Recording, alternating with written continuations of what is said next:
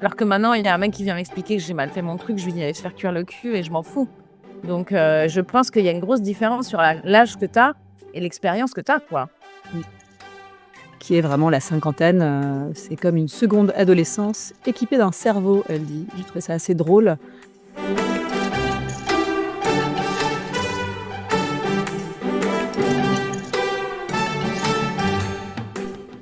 Bonjour à toutes et à tous et bienvenue au Book Club de Madame Boss, un podcast de copines pour discuter de lecture qui nous aide à avancer dans nos vies et dans nos carrières. Ici, nous conjuguons notre amour des débriefs de copines et des livres pour vous partager nos pépites.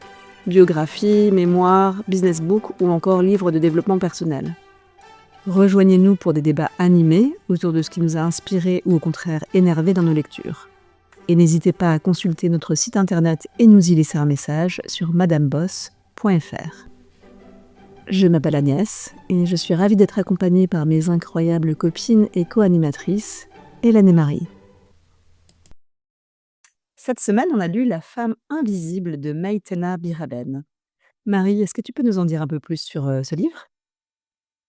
Avec plaisir. Maïté Henna, c'est une journaliste et une animatrice télévision qu'on connaît bien, je pense, pour la plupart d'entre nous. Dans son livre, elle s'attaque à un sujet qui fait réfléchir, c'est comment les femmes, surtout après 50 ans, deviennent un peu invisibles dans notre société. Elle nous raconte son expérience, mais pas que ça, elle explore aussi un peu plus généralement ce qui se passe pour les femmes, dans leur vie personnelle et au travail quand elles prennent de l'âge et même avant qu'elles prennent de l'âge aussi. Elle nous parle un peu sous forme de mémoire, ça dépend un peu des parties. Et voilà, mélange de vécu, d'observation, de société. Elle veut nous donner, à la fois son avis et à la fois de la matière à réflexion, hein. Voilà. Il me semble que c'est toi qui as choisi ce livre, Marie. Tu veux nous dire un peu pourquoi tu nous as invités à le lire ? Oui. Alors moi, j'étais en vacances et je l'ai vu à la librairie. La couverture, je la trouve super.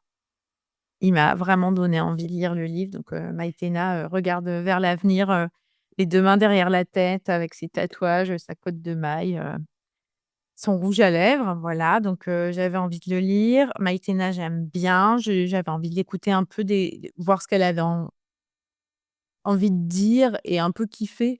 Après moi, enfin, j'ai dit qu'on connaissait bien Maïtena, mais j'ai jamais beaucoup suivi non plus ce qu'elle faisait en télévision.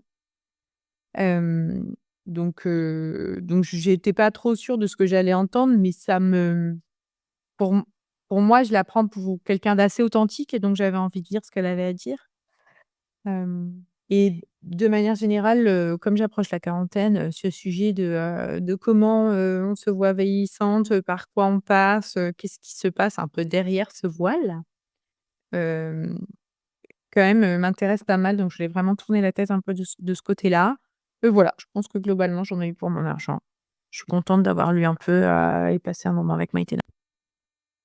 Trop bien, merci Marie. Est-ce que toi, tu avais des attentes, Hélène, en ouvrant ce livre, en regardant cette magnifique couverture? Alors, cette magnifique c'est vrai que la couverture est très bien. Alors moi, je dois avouer que, contrairement à ce que dit Marie, Maïtena, j'avais une vague idée de qui c'était, mais comme ça fait 15 ans que j'ai plus de télé, et que j'ai pas d'enfant et qu'elle parlait tout le temps de son émission où elle parle de gosses, là, je me sentais pas trop concernée. Donc j'avais pas particulièrement d'attente par rapport à la personne. Après, le 4e de couverture, m'a donné envie en me disant: «Bah oui, tout à fait, c'est un sujet». Et j'ai trouvé ça a répondu à certaines de mes attentes. Il y avait quelques trucs que j'ai trouvé vraiment inspirés et d'autres trucs un peu moins, on en reparlera en détail, mais globalement, j'ai passé un bon moment. OK, super. Moi, j'avais pas d'attente. Alors, moi, je suis à cheval entre vous 2. C'est-à-dire que moi, j'ai jamais eu la télé, mais j'ai internet, donc je regarde le zapping et elle passait souvent au zapping. Je sais pas bien pourquoi elle passait souvent au zapping, mais en tout cas, l'image, notamment parce qu'elle a une émission assez connue qui s'appelle Les Maternelles et Les Maternelles, bah, ça s'adresse à un public, de parents, je crois, d'enfants maternels, en gros, de la petite enfance, dont je fais a priori partie, mais que j'aurais jamais, moi, regardé parce que je suis dans le déni, donc je ne me sens pas concernée par cette histoire d'enfant. Et a priori, le zapping choisit vraiment, voilà, ça dure, 4 minutes, hein, par jour, donc ça choisit vraiment les moments, clés de la journée et souvent, elle était sélectionnée parce qu'elle dit des trucs assez cash. Elle a un ton assez direct et ça m'en avait donné une image assez positive parce qu'elle était plutôt décalée, du message habituel de parentalité hyper positive et cetera et effectivement, elle a des tatouages, elle est assez stylée, je la trouve assez jolie. Voilà, elle a un style, voilà, direct qui me plaît bien. Donc moi, j'avais un a priori positif sur la personne. Néanmoins, aucune idée, de, sa personnalité, de son histoire personnelle, de son point de vue, sur la vie, heu c'est-à-dire que le titre m'a beaucoup intéressée parce que La femme invisible déduit qu'on parlait de la femme de mon âge et plus, et de l'invisibilisation des femmes de mon âge et plus dans la société et c'est tout à fait, ce que j'ai vu dans le livre. Voilà, je suis, relativement satisfaite par, le livre, au niveau des attentes. Donc ça, c'est pour les attentes. Maintenant, on aimerait bien parler peut-être un peu du style de l'auteur. Marie? Globalement, OK pour moi. J'ai trouvé qu'elle partait un peu dans du lyrisme de temps en temps. C'est pas ce que je préfère et ah, ça pouvait paraître un peu forcé ou après ce je me suis aussi dit que c'était un peu ça. Bon, tu as la cinquantaine, tu fais ce que tu veux, un peu comme elle nous l'explique et tu as pas besoin de vivre, dans ce qui te retenait, si tu as envie de faire ces envolées lyriques, tu les fais et ça s'arrête là et moi, j'avoue que je suis pas encore là et je me dis un peu: «Ouh là, ça c'est un peu, voilà, c'est un peu, surécrit, quoi». Mais c'est pas partout, c'est vraiment que à des certains endroits du bouquin et sinon, par ailleurs, j'ai retrouvé, son authenticité que je recherchais avec, son parler plutôt cash, j'ai bien aimé qu'elle nous raconte des choses aussi assez personnelles, de qui relèvent de son intimité donc voilà, bien. Moi, ni chaud ni froid le style. C'est-à-dire, c'était pas mal. Il y a quelques moments où effectivement elle s'envole un peu, mais ça m'a pas dérangée. J'ai trouvé ça assez honnête. Je sais pas si c'est plutôt sur le contenu que sur le style, je pense. Et après j'ai trouvé ça aussi très auto-centré, mais j'y reviendrai, plus dans le contenu. Mais du coup, il y a beaucoup de jeux et de trucs, qui lui appartiennent qu'à elle. Et autant il y a des moments où j'ai trouvé ça intéressant, autant il y a des moments où ça m'a un peu gênée. Mais globalement, voilà, elle sait écrire, ça passe bien, c'est pas compliqué. Il y a des moments où ça fait sourire, je trouve que ça se tenait bien. Ouais, je vais pas mal plus soyer, c'est un petit livre, hein, c'est 125, pages, ça se lit bien, rapidement. C'est clairement pas de la grande littérature, mais c'est pas trop ce qu'on attend de lui. Je veux dire, moi, voilà, physiquement, ça se voit que c'est un petit poche, c'est cash, c'est parfois un peu drôle. C'est vraiment construit comme un roman, hein, pas du tout comme un guide, comme ce qu'on peut lire, habituellement dans ce podcast. Donc on peut pas, retrouver des thèmes, grâce au titre de chapitre, parce qu'il y a pas de titre de chapitre, voilà et il y a pas forcément non plus, une construction, très élaborée, ou en tout cas je l'ai pas remarqué, de la construction de voilà, par chapitre. Mais voilà, effectivement, moi ce qui m'a plu, c'est que justement ça se lisait bien sans trop de difficulté puisqu'il fallait quand même, le lire pour pouvoir faire ce podcast, typiquement. Merci beaucoup. Maintenant, on va passer aux questions de fond, à commencer par ce qu'on a aimé, ce qu'on n'a pas aimé, mais j'aimerais bien qu'on commence par le positif. Est-ce qu'il y a des thèmes particuliers ou des messages, que vous avez retenus en particulier? Hélène? Alors moi, j'ai beaucoup apprécié son honnêteté de manière générale. Comme a dit Marie, elle parle de trucs qui sont assez personnels et puis elle a aussi un discours très honnête sur, les changements du corps, la perte d'énergie, les choses qui se passent, quand on vieillit et cetera. Donc ça, j'ai trouvé ça, sympathique et puis, voilà, très honnête. Heu, j'ai trouvé qu'il y avait quelques moments qui étaient assez inspirés. Elle parle, notamment de l'opposition des genres puisqu'elle parle de sa fratrie en disant qu'elle a des frères. Et là, il y a quelques trucs qui m'ont pas mal parlé, parce que moi aussi j'ai des frères, comme vous le savez. Et elle parle pas mal d'argent parce qu'évidemment, on sait qu'elle a eu du succès à la télévision, donc qu'elle a dû gagner très bien sa vie. Et donc il y a pas mal de choses là-dessus qui sont intéressantes, où elle dit que c'est un marqueur, genré, l'argent, et qu'en fait, on s'étonne, vraisemblablement assez peu qu'il y ait des hommes qui gagnent beaucoup d'argent, mais par contre quand c'est des femmes, tout de suite, c'est soit, ça pose un problème, soit c'est un petit peu, exceptionnel. Et après il y a toute une partie qui m'a vraiment parlé sur, donc elle parle de sa fratrie, et de la façon dont ils ont été élevés, et elle explique qu'elle ne comprend pas la différence de traitement quand, on lui demande d'être au service du confort de l'autre. Alors je vais vous lire un petit extrait parce que il m'a vraiment bien plu. Elle dit: «Autant je n'ai jamais voulu être un garçon, autant il reste tout à fait incompréhensible que le fait que j'ai des seins et pas de testicules me dirige au service du confort d'autrui. Le fait que je puisse porter la vie ne justifie pas que je doive passer la mienne au service de celle des autres». Voilà. Donc il y a quelques moments que j'ai trouvé vraiment intéressants, heu, beaucoup d'autres trucs que j'ai trouvé plus anecdotiques, qui étaient un peu trop, centrés sur ce qu'elle a fait, sa vie, sa carrière, ça m'intéressait moins. Après il y a des bonnes références. Elle parle notamment assez longuement, de la plaidoirie de Gisèle Halimi, et voilà, c'est net. Il y a des choses qui m'ont parlé et j'ai trouvé qu'elle le faisait de manière, assez cash. Et sans se voiler trop la face, sur le fait que, voilà, elle avait plus de 50 ans et qu'effectivement, il y avait des choses, qu'elle ne faisait plus, ou que les gens ne pensaient qu'elle ne pouvait plus faire. Mais elle délivre quand même un message très positif qui, en gros, résume à, on fait ce qu'on veut, quoi.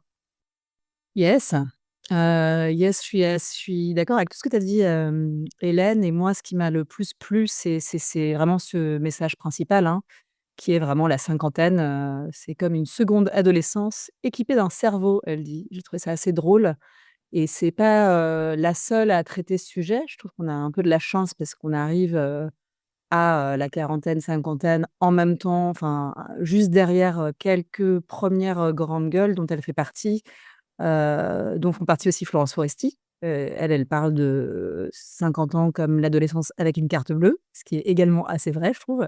Hem et ça me plaît beaucoup. Donc elle nous invite effectivement à voir les aspects positifs, mais sans éliminer les aspects, négatifs qui sont, pour elle, factuels et réels. Oui, un corps, plus vieux, il est moins beau. Oui, c'est vrai, elle essaye pas de dire, «Il faut être bonne à 55 ans». Elle dit: «Voilà, on est moins bonne, mais voilà, c'est une période de libération, de redécouverte de soi et de faire ce qu'on a envie». Moi, je suis en plus une femme j'ai pile poil 45 ans là, et moi je me sens à la fois plus jeune et plus vieille. Je pense que on se sent toujours un peu plus jeune, parce qu'on se voilà, parce que je crois que c'est comme ça que c'est la vie. On se sent comme quelqu'un de plus jeune, et on se croise dans le miroir, on se dit: «Waouh, c'est Gisela», et bah, c'est moi. Bon, bah, voilà, je pense qu'on se voit pas vraiment, autant vieillir que ça parce qu'on se voit pas physiquement.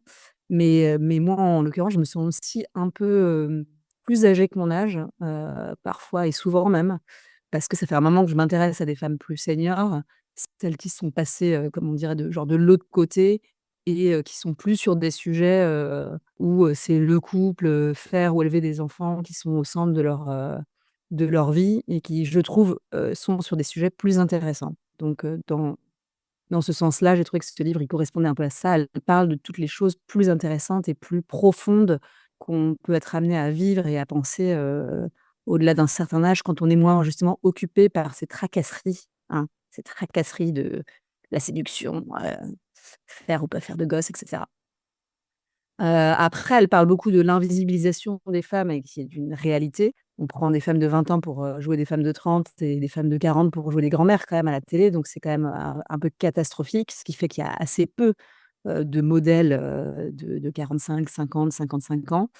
Donc elle nous rappelle qu'effectivement, c'est que la société pense que soit on est, quand on est jeune, on sert à être bonne, bonne à toucher, bonne à palper, bonne à baiser, quoi. Puis après, bah, on doit procréer, et puis d'un coup, on servirait plus à rien, en fait. Donc elle cite, des pentes là, page 20, Bon, ça fait très, très mal cette phrase de dépente, hein, qu'on adore, qui dit, «À 45 ans, j'étais jeune. À 46, ça sentait le roussi. 47, 48, 49, on approche. 50, on atterrit». Bon, moi, perso, comme je viens d'avoir 45, ça alors ça fout quand même les boules, quoi, parce que j'ai l'impression d'avoir déjà basculé, mais en fait non, le pire est à venir apparemment, d'après Despentes, qui a quand même un peu tout le temps raison, quoi, donc bon, un peu les boules. Hem Après, voilà, elle nous invite à combattre, ces stéréotypes-là et elle se reconnaît pas dans ces injonctions et elle en propose d'autres. Donc je vais relire un passage, qui m'a plu. Hem, Elle dit: «Je ne suis pas le récit que l'on fait de la femme ménopausée, vieillie et asséchée, finie, terminée, sans envie, virgule, sans envie, virgule, sans». Et elle ajoute: «Tout chez moi est avec des seins qui tombent, avec des rides solaires, avec des coups de mou, avec une richesse de savoir, avec des pépins de santé» et cetera et cetera. Ça m'a pas mal plu cette idée de fo de focus sur, pas seulement ce qu'on perd, mais sur ce qu'on gagne, y compris quand c'est des rides. D'une manière de les tourner de manière un peu comme, voilà, les rides aussi de l'expérience et de la vie. Je dis ça, j'ai beaucoup de rides, hein, c'est c'est certainement que ça m'arrange.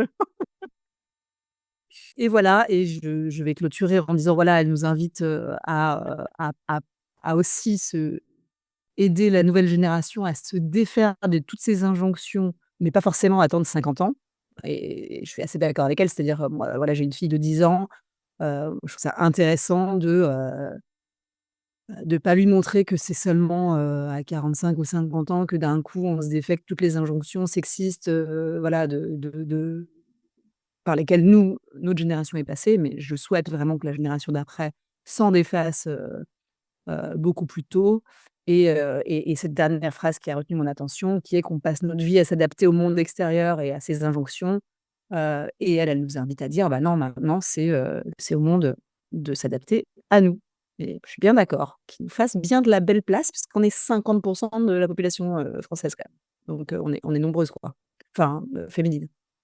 Voilà, donc j'avais quand même pas mal de trucs assez positifs à dire. Marie. Et ben, moi, j'ai complété en disant elle me plaît bien à régler ses comptes un peu dans son bouquin. Je vais aussi vous citer un petit extrait.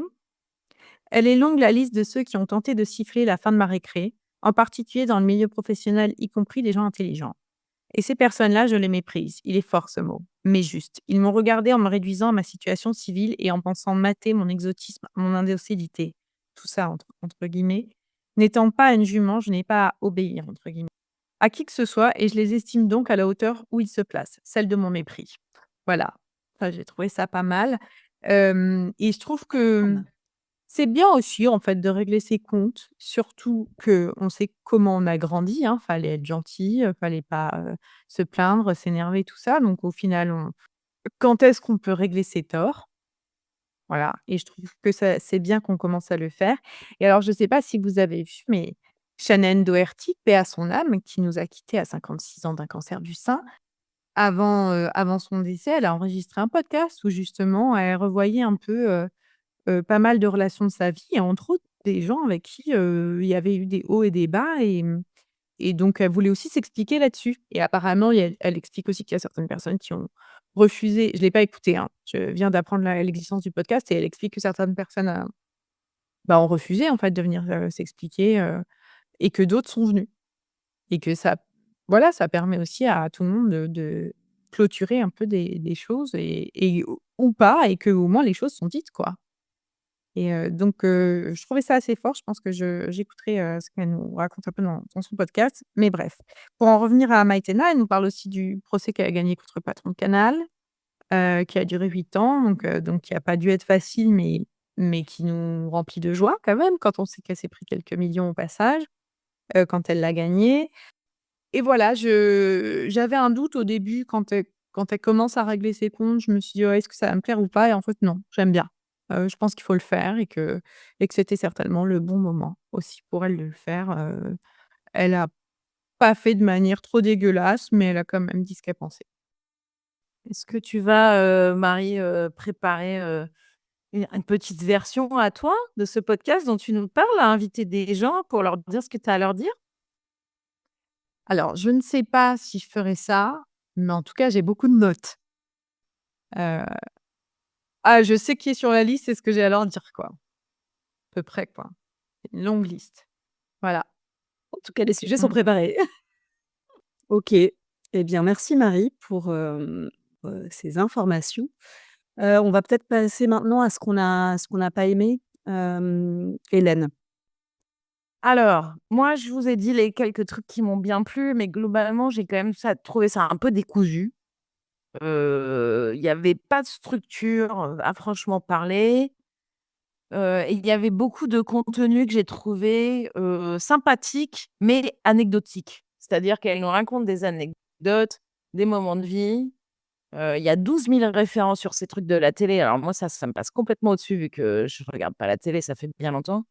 Donc, il y avait des fois où j'ai trouvé que le fond était un peu faible, quoi. C'est-à-dire qu'elle enchaînait 5 anecdotes pour essayer, d'aller chercher le point, dont elle voulait parler.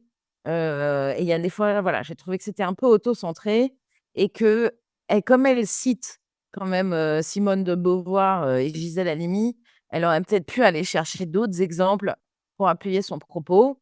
Parce qu'évidemment, ce n'est pas la seule femme dans notre société à avoir plus de 50 ans, n'est-ce pas? Et comme tu l'as dit, je pense que chaque génération qui passe, fait des progrès, mais que donc pour la génération d'avant, la nôtre, c'était encore plus difficile.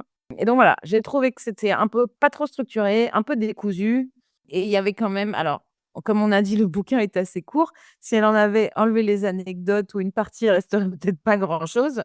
Mais moi, je j'avais pas particulièrement envie de lire plein de trucs sur sa vie. Moi, ce qui m'intéressait, c'est ce qu'elle avait à dire sur l'invisibilisation de la femme dans notre société, quand elle a passé 50 ans, et tout ce qui allait autour de ça. Alors après, sur la partie, professionnelle, il y a effectivement des anecdotes qui sont intéressantes, notamment toute la partie sur le procès et le fait que les gens essaient de la coller dans des cases et cetera. Moi, comme vous le savez, j'ai travaillé dans un milieu extrêmement macho, très masculin pendant longtemps, donc je vois bien comment ça peut faire. Mais voilà, il y avait quand même trop de trucs que j'ai trouvé qui étaient un peu du remplissage ou un peu des trucs, où ça manquait de fond, quoi. Voilà, c'était des anecdotes, mais elle mettait du temps à arriver à là où elle voulait en venir. Merci. Marie? Hem, bon, moi, j'ai bien aimé les anecdotes, un peu moins, comme je vous le disais, les envolées lyriques. Pas tant parce que c'est trop, mais plus ça me sortait un peu du propos et donc il y avait un petit effort pour se remettre dedans, mais voilà, pas énorme. Mais encore une fois, moi, j'ai bien aimé le livre, je m'arrête là. OK. Ouais, moi je trouve qu'on peut quand même lui reprocher de c'est pas très profond, et elle parle beaucoup d'elle, enfin que d'elle. Ce qui est un prisme, déjà c'est voilà, elle parle d'elle, mais surtout que c'est un prisme d'une belle femme à succès, en bonne santé. Enfin, c'est voilà, c'est la femme blanche, jolie, pas bête, donc c'est là où moi ça m'a un petit peu gênée, d'autant plus qu'effectivement comme elle axe, son propos autour de son vécu personnel, bah, il faut rajouter à ça une belle femme qui passe à la télé, donc qui utilise, enfin en tout cas, qui dont l'image est importante, son image physique. Donc il y a une partie de la lecture que j'ai trouvée intéressante parce que, voilà, ça peut être intéressant de savoir qu'est-ce que c'est que d'avoir un métier où, en plus d'avoir les injonctions d'une femme, tu as l'injonction en plus d'être belle et intelligente, mais pas trop. Enfin voilà, c'est pas inintéressant.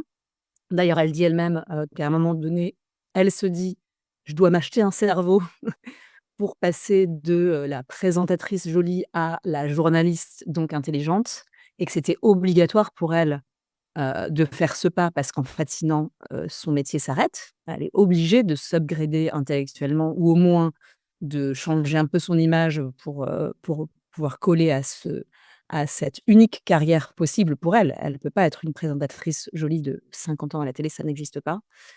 Mais voilà, c'est pas une problématique qui concerne beaucoup de gens, quoi. D'autant plus qu'en plus dans ce milieu de la télé, tu as besoin d'avoir des femmes. Contrairement à d'autres milieux où il y a des injonctions, sexistes et sexualisées envers les femmes, mais en plus, on n'a pas besoin de bonnes femmes, quoi. Donc elles peuvent encore plus, je pense, disparaître d'autres milieux que de celui de la télé où finalement on a quand même besoin de femmes dans la télé, quoi. Et puis, je trouve qu'elle creuse pas beaucoup, donc aussi bien sur ses anecdotes personnelles, en fait, je trouve qu'il y a très peu de développement, très analytique. C'est-à-dire qu'elle pose ses anecdotes pour en déduire, peut-être parfois une phrase, mais je pense qu'elle aurait pu même aller plus loin en auto-psychoanalyse, voilà, sur ce livre. Et puis sur l'analyse de la société, moi je trouve que c'est très peu chiffré, quoi. Elle donne de temps en temps, des chiffres sur combien on est et cetera, mais ça aurait pu aller quand même, beaucoup plus loin. La sociologue en moi était un peu, n'a pas été rassasiée et puis il y avait pas de petits, il y avait pas, des notes de bas de page ou des choses comme ça à aller creuser. Voilà, c'est tout ce que j'avais à dire et Marie, peut-être que tu voudrais rajouter? Oui, je vais la défendre un peu, mais je c'était pas non plus le sujet du bouquin, je pense. Elle prétend pas faire un essai de sociologie, elle prét juste enfin, après, je viens de regarder le 4e de couverture, il précise pas comment il qualifie le livre, si c'est un mémoire, si c'est autre bon, on va dire, du coup, un essai. Dans un essai, tu fais un peu ce que tu veux, mais donc voilà, c'est juste pour la défendre un peu, elle nous vend pas plus que ça. Non, non, non, et c'est pour ça que je dis, c'est moi j'ai trouvé que comme elle c'est ni l'un ni l'autre, enfin voilà, que si elle avait fait, l'un ou l'autre, ça aurait pour moi donné un peu plus de corps. Après je l'ai trouvé, très agréable à lire et d'ailleurs, ça va nous permettre d'aller directement sur la dernière question, de ce podcast, c'est qu'est-ce qu'on va en faire? Et je vais commencer. Moi, je vais le garder. Je le trouve, tout à fait bien. Je vais le mettre dans ma bibliothèque, je me permettrai de le suggérer ou de le prêter. Enfin, je veux dire, je reste globalement, très satisfaite de cette aventure de 2 jours que j'ai eue. Du coup, j'ai pu le lire assez rapidement, donc ça, c'était aussi ça m'a mis un petit peu en joie de le lire vite. Voilà, donc Maïtena Biraben m'a accompagnée à un festival de musique, je l'ai lu dans une tente, c'était une des meilleures parties de mon week-end. À qui Comme je le répète, la couverture est très sympa, tu peux même le mettre en tête de gondole, sur ton étagère. Hem, Moi, je vais le garder aussi et pourquoi pas l'offrir à des copines, qui commencent à regarder de ce côté-là. Peut-être pas forcément avant parce que ce que je retiens aussi de son livre, c'est qu'il faut quand même en profiter tant qu'on n'est pas invisible. d'être encore bonne. Bah, après non, mais c'est intéressant parce qu'elle parle aussi de son rapport au corps et du fait que justement, elle il a fallu qu'elle passe 50 ans pour se dire: «Allez, c'est bon, je m'en fous, je mets pas de paréo, quoi». Mais donc je pense que c'est aussi le genre de conseil que je cherchais dans ce livre, de se dire: «Ah OK, comment est la vie, comment tu la vois de ce côté-là?» Et voilà, mais je vais pas forcément l'offrir à des copines qui se posent pas ces questions, tout de suite, mais bientôt, je leur offrirai quand même. C'est intéressant ça. Hélène? Ouais, bah, moi, je vais le garder aussi. Je l'ai trouvé, sympathique, hein, même si parfois anecdotique ou un peu dépourvu de fond. Je pense qu'effectivement, c'est peut-être pas un cadeau à faire trop tôt, comme dit Marie. Parce qu'après la petite phrase que tu nous as donnée, Agnès, là, qui définit la fin de la quarantaine, ça te flingue un peu le moral. Mais voilà, peut-être je m'y référerai à nouveau et puis je vais peut-être l'offrir un peu autour de moi parce que moi aussi cette année, je vais avoir 45 ans et donc bientôt je suis dans la bonne tranche d'âge. Donc du coup, il y a plein de gens autour de moi aussi, quoi, qui sont dans la bonne tranche d'âge. Moi, j'ai quand même, envie de rebondir. Je suis un peu choquée de ce que vous venez de dire toutes les 2 sur, je veux pas l'offrir trop tôt. Alors déjà, ça va contre, quand même, un de ces messages principaux qui est que, on doit justement pas attendre d'avoir 45, 50, 55 ans pour, enfin se mettre au centre de l'histoire et être à l'aise avec son gros cul, et tout ça. Donc au contraire, moi je trouve que si on veut moins invisibiliser la femme, de 40, 45, 50, faut au contraire qu'elle existe aussi aux yeux des vingtenaires et des trentenaires et ah, elle est pas d'accord Hélène! Alors moi je suis on va se C'est pas que je suis pas d'accord, c'est qu'en fait, je pense qu'une partie de ce qu'elle dit et ça pour le coup que j'ai trouvé intéressant, c'est qu'elle, comme tu disais tout à l'heure, elle décrit, que oui, tu as les seins qui tombent et des rides, mais tu as l'expérience qui va avec et moi je pense qu'à 25 ans, j'aurais pas du tout eu la même lecture de ce livre que j'ai maintenant parce que, il me manque 20 ans d'expérience, quoi. Donc je pense qu'il y a peut-être d'autres façons d'aider les générations avant ou les femmes plus jeunes à ne pas faire de compromis ou de concessions, mais aussi à ne pas invisibiliser les femmes plus âgées. Mais par contre, je pense que moi, ce message-là, il y a 20 ans, je ne l'aurais pas du tout reçu, tu vois? Parce que j'avais pas les rides, j'avais pas les seins qui tombent, mais surtout, j'avais pas les 20 ans ou 25 ans d'expérience où il y a des mecs qui viennent expliquer que je sais pas faire les trucs, tu vois? Et qui clairement était son cas aussi. Alors que maintenant, il y a un mec qui vient m'expliquer que j'ai mal fait mon truc, je lui dis: «Allez se faire cuire le cul» et je m'en fous. Donc je pense qu'il y a une grosse différence sur l'âge que tu as et l'expérience que tu as, quoi. Et le fait qu'en fait, tu vas leur dire d'aller se faire cuire le cul avant même qu'ils viennent te parler, non? Parfois, ça dépend des jours. Tu l'as gravé sur la porte de ton bureau de toute façon.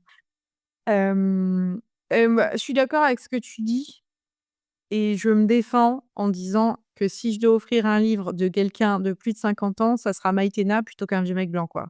Je préfère offrir son bouquin que, les mémoires de Dupond-Moretti. Quel choix intéressant! Les mémoires de Dupond-Moretti. OK. Mais sinon effectivement, moi ça a répondu à des questions que je me posais et donc j'étais contente de le lire, mais si les gens se posent pas des questions, je sais pas si je vais leur dire: «Tiens, il m'a tellement appris ce livre», non plus, quoi. Mmh. Non, effectivement, faut quand même être un petit peu, intéressé par cette histoire-là, je suis d'accord. Effectivement, sinon il n'est pas intéressant, en fait, à lire. Enfin, c'est pas un roman épique où il se passe plein de trucs. Ça reste, voilà, un témoignage d'une meuf chouette, mais qui traverse un truc, que quand on a 35 ans, on sait même pas que ça existe, hein. Ça n'existe pas parce que c'est l'histoire des vieilles, quoi. Bon, bah, très bien et écoutez, bah, merci beaucoup de nous avoir écoutés. On a passé un merveilleux moment ensemble encore aujourd'hui. On a hâte, de vous entendre. N'hésitez pas à nous envoyer un petit message, sur, le site internet.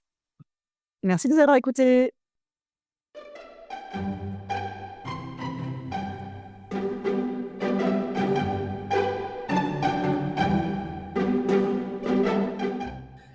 Merci de nous avoir écoutés. Nous espérons que vous avez aimé cet épisode. Madame Boss, c'est avant tout 3 copines: Hélène, Marie et Agnès. Moi, c'est Hélène. Je suis la Madame Boss qui travaille 60 heures par semaine, mais qui essaye de s'en sortir, tout en réfléchissant à mes prochains business. Je lis des tonnes de livres et j'adore les stabilotés. Moi, c'est Marie. Je suis la Madame Boss qui se déclare sceptique du développement personnel, mais qui passe mes week-ends à faire des programmes pour atteindre mes objectifs. Et moi, c'est Agnès. Je suis la Madame Boss qui ne se souvient pas de tout ce qu'elle lit, mais qui adore les podcasts, les copines et le temps libre qui nous permet de vivre de nouvelles expériences. Si vous voulez nous soutenir, n'hésitez pas à laisser une note sur votre application de podcast préférée ou à nous envoyer un petit message. Merci et à bientôt!